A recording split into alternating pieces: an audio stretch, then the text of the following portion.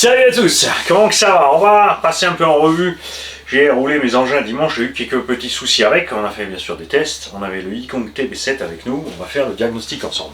Alors c'est pas la machine, c'est pas Yikong le problème. On a mis un moteur chinois 800 kV 4274 pour tester donc avec un pignon 2 fois plus gros que le 1600 d'origine. Comme vous avez pu le voir, c'était bien plus silencieux. Mais on a chauffé. Alors bien sûr, là, le petit garde-boue intérieur, il n'aide pas pour ça, d'accord. On a toujours une odeur de vraiment chaud. Mais ce que je sais pas, c'est si mon variateur a lâché. C'est ce qu'on va voir. On va se choper une batterie. Mani, t'as rien prévu? Il n'y a pas. Elles sont où tes batteries là? Ah, de l'autre côté, c'est la station de charge. Hein. On va mettre une batterie, on va tester. On va brancher un autre moteur directement dessus, à côté, bien évidemment. Et c'est sûrement celui que je vais laisser dedans après, le Surpass 1100. Comme on a limité ici au niveau du débattement des sangles, le bras supérieur devrait arriver juste là. On va voir ça. Et on va aussi faire le diagnostic du Moyave 4S. Là-bas, je crois que c'est le Vario qui a lâché. On a fait la dernière fois une sortie piste, c'était super. Je l'ai rangé, je l'ai ressorti, j'ai branché, plus rien. Variateur flash 4 fois vert. C'est assez typique des variateurs Spectrum. On est beaucoup à avoir eu cette panne.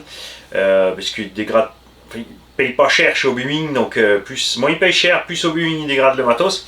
C'est pour ça que j'aime bien l'optique Coralie qui prend la version full Obi-Wan et qui cherche pas à tortiller du cul pour gratter 2 cents.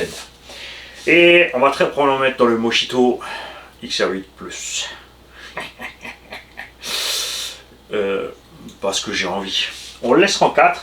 Ce qui est bien avec ça, avec le capteur, c'est qu'on sera toujours aussi doux et on pourra par contre, pour récupérer les 200 tours minutes qui nous manquent, même en 4, utiliser le turbo timing. Si je mets 6, bien sûr on ne mettra pas de turbo timing, on mettra un pignon tout petit, etc. Mais je pense vraiment laisser en 4. On sera bien sûr conséquemment plus lourd. Je reviens, je vais chercher une batterie. Ouais, la machine à laver tourne, c'est normal, tu es dans la vraie vie ici avec nous. Bouge pas, je reviens.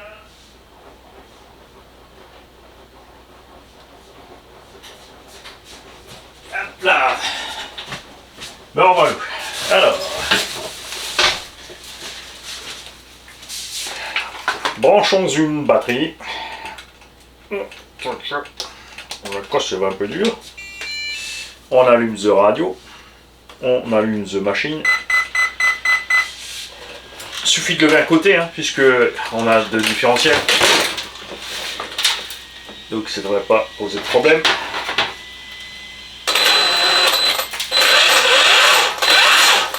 Et ça remarche. Donc c'est bien le moteur qui a surchauffé.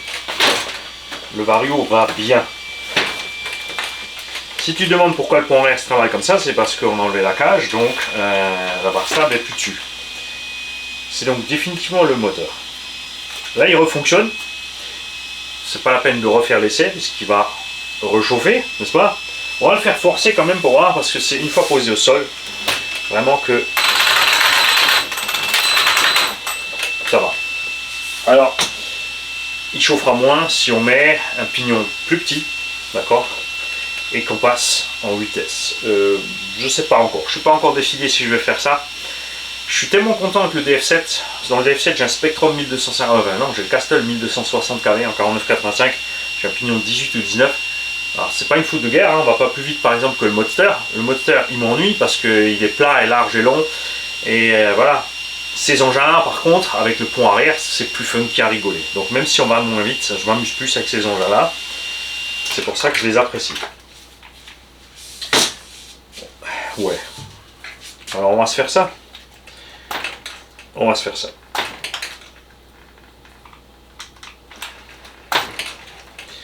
Pour beaucoup,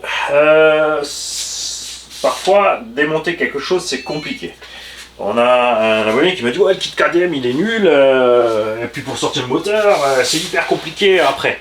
En fait non. Dans le KDM tu enlèves une vis pour le cache pignon.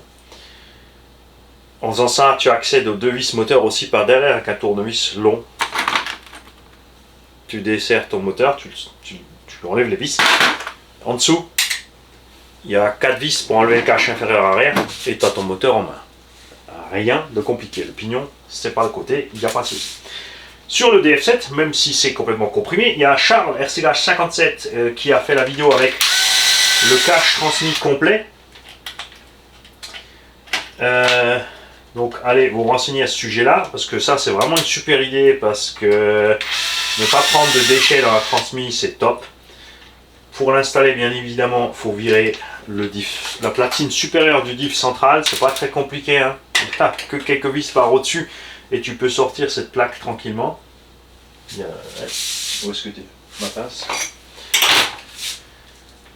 pour pouvoir mettre le cache.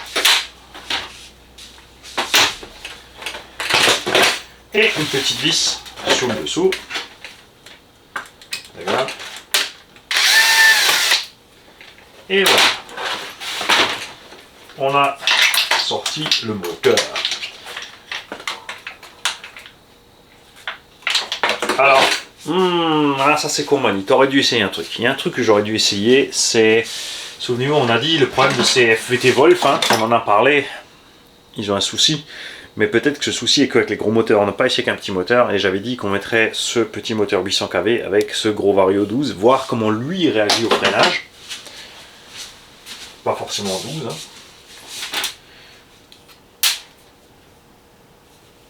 Hein. Le BTR, il y a une petite rainure pour y accéder par en dessous. Je vais te sortir la vis. Ouais, pour moi aussi c'est bizarre, enfin j'aime bien après, tu vois, je tourne la caméra, on fait autrement, mais du coup il faut aussi que je m'habitue par rapport à comment je bosse. Hop. Alors là, on a le frein filet qui colle,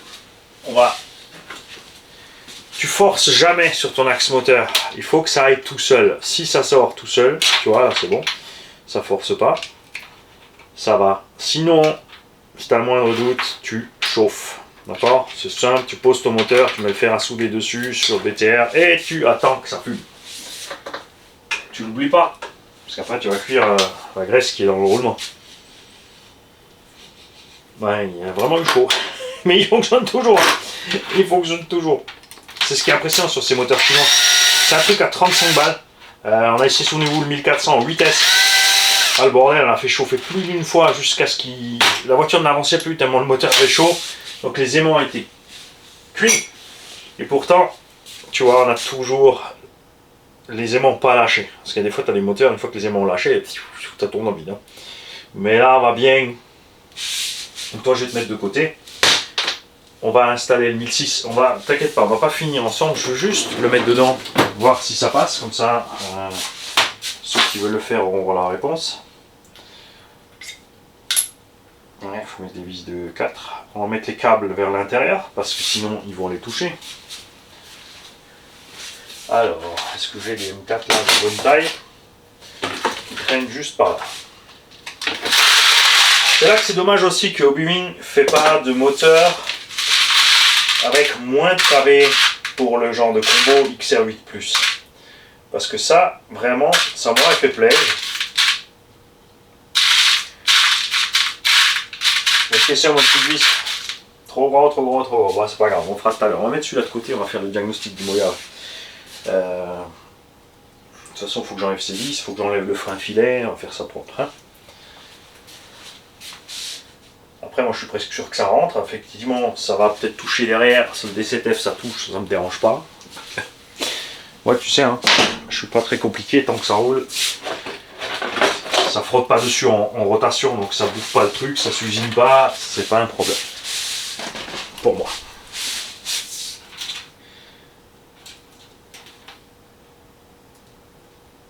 J'aime bien les 4985, les engins qui font quand même 7 kg quasiment avec les batteries dedans. Donc même en restant en 6 avec les 4985, on force vraiment pas. Et comme le moteur a du couple, il chauffe aussi beaucoup moins. Le D7F, je n'ai pas de ventil au-dessus, j'ai rien, ça va super bien.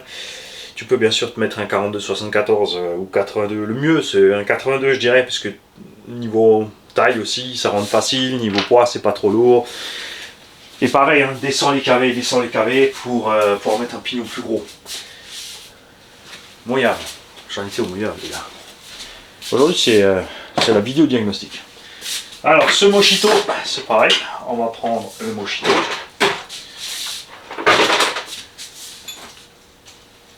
Hop. Le Vario est déjà dehors parce qu'il m'a énervé sur le terrain, je l'ai sorti. J'avais envie de le jeter. Mani, t'as cherché une 6S, c'est un 4S, il va flamber quand tu vas le mettre dessus. Mais t'as fini d'être con. Je vais donc mettre ça là. On va le brancher rapidou. Et pour faire tous ces diagnostics aussi, évidemment, c'est beaucoup plus simple dans mon cas qui a du matériel en rab. Si tu n'as qu'une bagnole et pas de matériel pour faire ton diag, c'est chaud. Tu vas avoir ton clignotement Vario, tu vas peut-être trouver que c'est la température qui surchauffe, mais là il est à l'arrêt. Mais tu peux pas brancher un autre moteur pour voir s'il se passe plus. Tu peux pas brancher un autre récepteur pour voir s'il se passe plus. Parce que des fois, c'est des trucs à la con comme ça. Rupture du signal entre le récepteur et le Vario. Ça clignote, trouve pas le neutre, pas de jus sur la voie. Pour ça encore ça va parce que tu peux passer sur la voie 1. Donc tu mets ton Vario sur la direction et tu mets gaz frein sur la direction. C'est ce qu'on a fait sur le terrain, marche pas non plus. Ce qui nous fait donc dire définitivement que c'est le Vario. Parce qu'on va brancher aussi un autre Vario sur ce moteur. Afin évidemment de faire le check si ce moteur tourne aussi. On prend un deuxième Vario. Alors on va prendre vite une batterie à doudou. Hop. Et je suis reparti.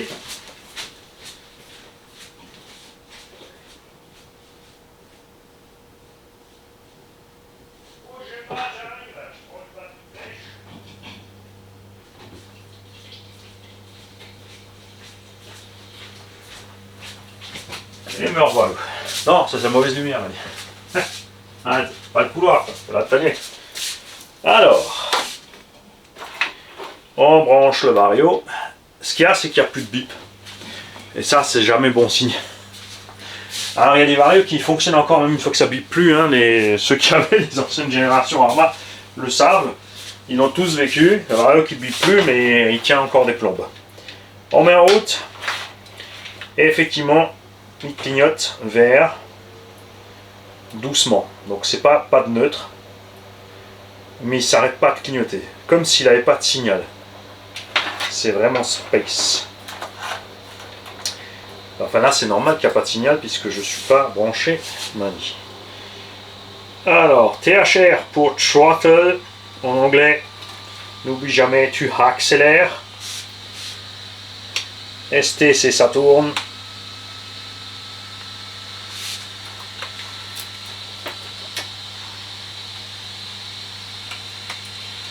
Alors là il n'y a rien d'allumé du tout même.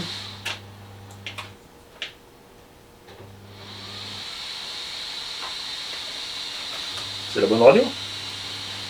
Là j'ai même le récepteur qui s'allume plus. C'est quoi cette blague?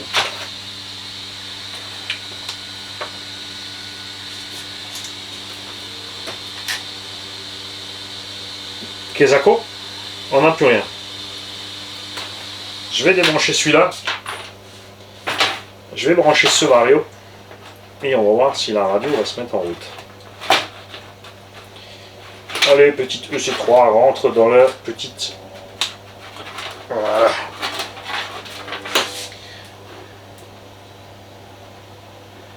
C'est très bizarre parce que j'ai eu la même chose sur le Kraton 4S. C'est le récepteur qui avait lâché. Bon là sur le terrain il s'allumait encore le récepteur. Hein. Là il est allumé. On est good.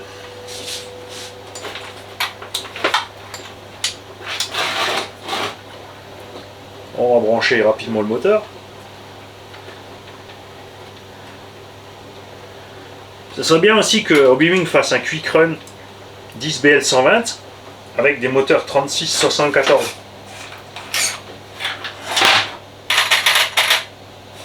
Ça sert débranché. Bouge pas.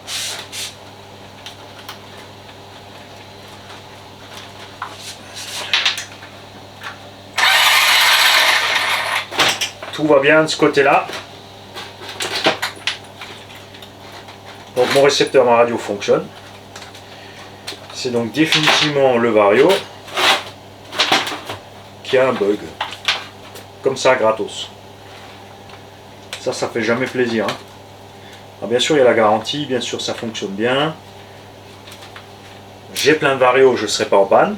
Même monsieur tout le monde qui n'a qu'une voiture, qui a économisé pour son truc, hein, lui, il est toujours emmerdé. C'est là que c'est important d'avoir des boutiques sympas à porter. La plupart des boutiques, des petites boutiques, hein, ils vont tout simplement te filer un autre récepteur ou une radio de dépannage. Quelques-unes en stock, ça y est, maintenant il s'est remis en route.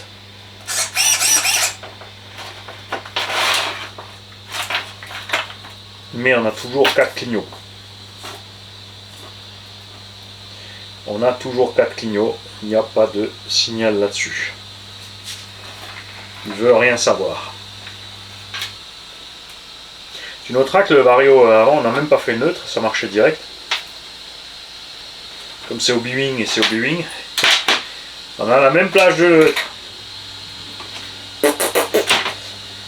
Voilà, on est bon pour un Vario en garantie.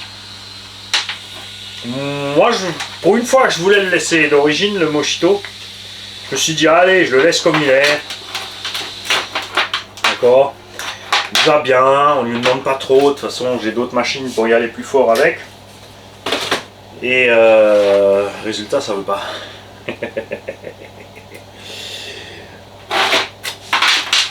Et nous allons donc mettre dans cette machine, parce que oui, ça rentre,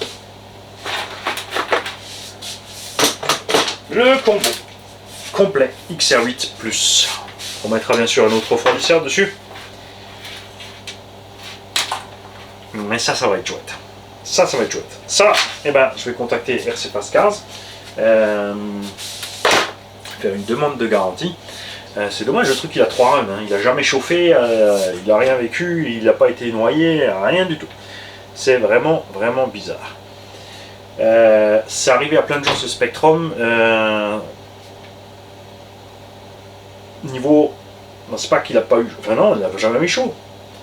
Puisqu'à chaque fois qu'on s'est arrêté, on a contrôlé, on a pu mettre le main sur le moteur. Par contre, on n'a même pas vérifié le Vario. Ces Vario sont peut-être un peu justes avec le poids supplémentaire de la machine ici. Ça pourrait expliquer ça. Donc tous ceux qui ont des véhicules 3 et C4S avec ce Vario Spectrum dedans là, si vous avez eu des problèmes similaires, faites-moi signe. De temps en temps aussi, ça se remet en route. Il y a certains, ils ont le truc qui clignote. Ils essaient un peu plus tard, ça se remet en route, ça fonctionne. Mais à un moment ou à un autre, ça recommence et c'est reparti en couille. Alors j'ai aussi, ouais, où est-ce que... Non, mais non, c'est le Vario, pas le moteur. J'étais parti pour recommander un Platinum brushless Robitronic avec moins de kV. Le 1650, le Colet 6. Non, on va mettre ce combo complet entier. Pourquoi je vais mettre le XR8+? Parce que je l'ai là. Et que, au lieu de m'acheter un nouveau buggy 1.8 ou de préparer un truc, je vais... tu vois, parce que là j'ai un combo rap, donc je vais acheter une bagnole. Là je vais le mettre là-dedans, puis comme ça c'est réglé. Tu sais très bien ce qui va se passer avec le combo d'origine. On va très certainement le mettre dans un véhicule qui partira à tombola. Ouais.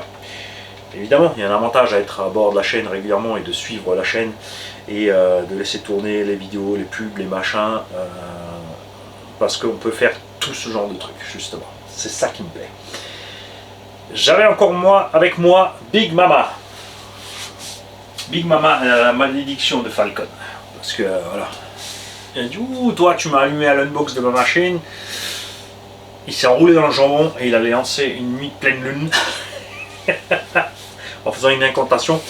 Résultat, donc, troisième fois d'affilée sur Big Mama que je sors le diff arrière. Alors ce que j'ai pas fait jusqu'à présent, c'est chaque fois changer le bulkhead. J'ai fait vite fait, j'ai mis un chime, j'ai remonté. C'était pas la meilleure solution, ça c'est sûr. On a fait au moins un run, on s'est bien marré. Et c'est pas très grave. Donc on va remettre... Big Mama, on va la démonter. On va changer la cellule arrière complète. À un moment, il faut le faire. Évidemment, le fait de faire des gros sauts avec à répétition et les gamelles sur le train arrière, sur le côté machin, ça déforme toute la cellule. Surtout avec le poids du bestiau, hein, tu fais des sauts de 15-25 mètres de long, enfin surtout quand tu sautes des tas de sable, là, quand tu prends l'appel ça va, mais quand tu tapes à plat par terre derrière, vous avez vu le châssis du bleu, il n'a pas aimé, hein, il a cassé en deux. Bon, depuis qu'on a changé de châssis, on n'a plus eu de problème. Lui en panne, pourquoi aussi? J'ai plus de X-Max qui tourne et j'ai plus de XRT. Voilà, ils sont tous, c'est réglé pour Traxxas. J'ai un Sledge, pas de panique, j'ai un Reo, pas de panique, tout va bien. Là, on a donc la direction en alu dessus, et il est arrivé ce qu'on craignait, c'est que la direction en alu, non, c'est pas celui-là, stop, c'est le XRT. Donc celui-là, c'est juste le palonnier de cerveau plastique qui a lâché à plusieurs reprises. Tout ce que j'ai fait sur cette direction, c'est la direction d'origine, c'est utiliser une rondelle de calage de diff central, enfin pas de calage, c'est la rondelle qui va dans le diff central du X-Max, et en acier sur le diff central. Devant, derrière, il n'y a que le téflon, au centre il y a une acier en plus. J'ai mis une de ces rondelles acier en dessous, donc le sauve-cerveau est un peu plus dur, et résultat c'est le palonnier de direction qui morfle. Donc on va en mettre un alu. On va en profiter pour changer au passage le triangle qui était abîmé. Et je vais le mettre juste en route comme ça j'ai un X-Max qui roule. Parce qu'il faut toujours un X-Max dans le coffre. Un buggy invite un X-Max. Là, t'es tranquille, t'arrives rien. Le XRT, ça va être plus long, on va démonter. Là-bas, on a mis la direction à lui et il est arrivé exactement ce que je craignais avec la direction à lui. Le problème, c'est que la direction plastique est vraiment trop souple. Et la direction à lui, elle est trop dure. J'ai resserré trop fort. Souvenez-vous, on avait laissé détendu au début, c'était trop. On avait serré plus, serré plus, serré plus pour arriver à un point où il tournait comme il faut, mais là c'est trop. Donc je vais peut-être relâcher un petit peu là-bas. Mais il me faut un autre cerveau. On va repasser sur un cerveau d'origine 2085X, tout simplement. Enfin, le 2085 c'est l'origine, le X c'est la version pignon métal. J'ai les cerveaux d'origine, donc je vais juste commander mes petits pignons métal pour 27-30 € pour juste le set de pignons, mettre ça dans mon cerveau d'origine et on repartira avec ça. Parce que je veux continuer à rouler, bien sûr, avec les suspensions du Kraton 8S, les 4 suspensions arrière, c'est juste génial. Donc la prochaine fois qu'on se verra avec celui-là dehors, il aura le XR8 plus à bord, on roulera en 4, j'emmènerai quand même les 6. Mais Mani, si tu roules en 6, il faut que tu prévois le pignon.